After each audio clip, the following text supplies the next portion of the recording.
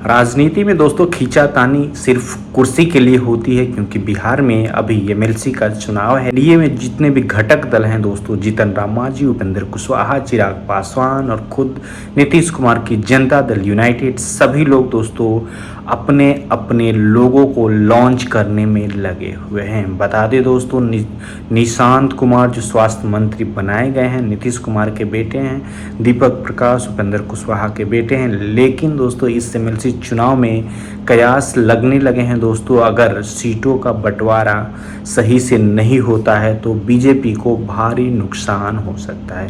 वो कैसे होगा दोस्तों, इस वीडियो में विस्तार से जानेंगे। और चैनल पर नए हैं तो चैनल को सब्सक्राइब कीजिएगा, सपोर्ट कीजिएगा। बता दें दोस्तों, निशांत कुमार बिना कोई सदन के सदस्य होते हुए भी अभी मंत्रिमंडल में जगह पाए हुए हैं और वो बिहार के स्वास्थ्य मंत्री हैं।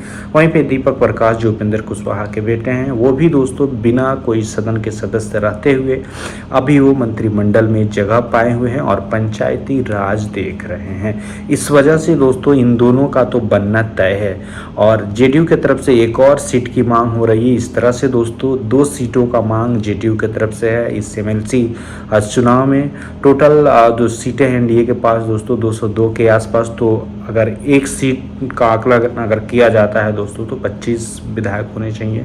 तो 25 का अगर आंकड़ा लगाया जाता है तो 8 एमएलसी बन सकते हैं एनडीए की तरफ से, जिसमें 2 जेडीयू की मांग हो रही है, एक निशांत कुमार, एक और कोई पार्टी के लीडर हो सकते हैं। और दूसरे नंबर पे उपेंद्र कुशवाहा के बेटे जो हैं दीपक प्रकाश, वो बनाए जा सकते हैं, वो बन सकते हैं दोस्तों। वो उनका बनना तय है, क्योंकि अगर नहीं बनते हैं तो मंत्रिमंडल से उनको दोस्तों बेदखल होना पड़ेगा और यह दोस्तों उपेंद्र कुशवाहा कभी नहीं चाहेंगे। इस वजह से वो एक बनेंगे, तो इस तरह से 3 हो गया। और इधर दोस्तों चिराग पासवान के पास तो नंबर्स अच्छा है as compare to Upendra Kushwaha के, क्योंकि उपेंद्र कुशवाहा के पास इतने नंबर्स नहीं है जितने चिराग पासवान के हैं।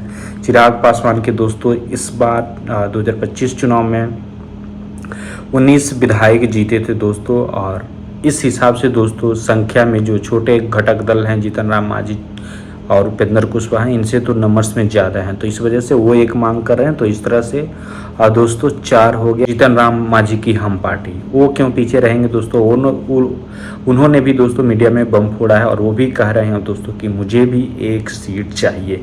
तो इस तरह से अगर देखा जाए दोस्तों तो 5 सीटें ऑक्युपाई हो गई, 2 जेडीयू, एक जीतन राम मांझी, एक चिराग पासवान, एक उपेंद्र कुशवाहा, 5 सीटें। बाकी 3 सीटें बच रही है और वो 3 सीटें लेकर क्या बीजेपी संतोष कर पाएगी। और बीजेपी दोस्तों किसको उतार सकती है, एक तो संभावित चेहरे पवन सिंह हो सकते हैं, क्योंकि पवन सिंह दोस्तों चुनाव में प्रचार करते हैं और कई एक चुनाव में दोस्तों स्टार प्रचारक के रूप में काम किया है। लेकिन अभी उनका कोई एक तरह से बीजेपी में रोल स्थापित नहीं हुआ है। लेकिन इस बार हो सकता है इस एमएलसी चुनाव में दोस्तों कोई या एमएलसी बना दे भारतीय जनता पार्टी। या अभी एक खबर निकल के आ रही है दोस्तों, पवन सिंह बांकीपुर जो उपचुनाव होने वाला है, जहां से नितिन नवीन सीट छोड़े हैं, राज्यसभा गए हैं, वो सीट पे उपचुनाव होना है। हो सकता है दोस्तों पवन सिंह को वहां से चुनावी मैदान में उतारा जाए, क्योंकि जो सम्राट चौधरी की सरकार है दोस्तों उसकी साख दांव पर लगी हुई है। क्योंकि दोस्तों नितिन नवीन राष्ट्रीय अध्यक्ष बन गए हैं बीजेपी के और सम्राट चौधरी को मुख्यमंत्री बिहार का बनाया गया है। और वो बांकीपुर जो विधानसभा का सीट है दोस्तों, अब तक दोस्तों 1995 के बाद से बीजेपी कभी हारी ही नहीं है। नितिन नवीन के पिताजी और उसके बाद नितिन नवीन लगातार विधायक बनते आए हैं। इस वजह से भी दोस्तों वो सीट इतना महत्वपूर्ण है कि हो सकता है दोस्तों पवन सिंह को इस बार मौका मिले और पवन सिंह या तो एमएलसी बनेंगे या तो दोस्तों वहां से चुनाव लड़ेंगे, ऐसा हो सकता है। लेकिन एमएलसी का जो गणित है दोस्तों वो सीधा है, 3 सीट बीजेपी को शायद मिल सकते हैं। और इसमें किसको एमएलसी बनाएगी बीजेपी, अभी बीजेपी की तरफ से दोस्तों कोई सुगबुगाहट नहीं दिख रही है। अंदर खाने दोस्तों इसकी चर्चाएं चल रही है, बातें चल रही हैं, लेकिन जैसे कुछ रिपोर्ट आता है वैसे हम आप तक पहुंचाएंगे। और हमारे चैनल पर दोस्तों नए हैं तो चैनल को सब्सक्राइब कर लीजिएगा। मिलते हैं अगले वीडियो में। जय हिंद, जय भारत।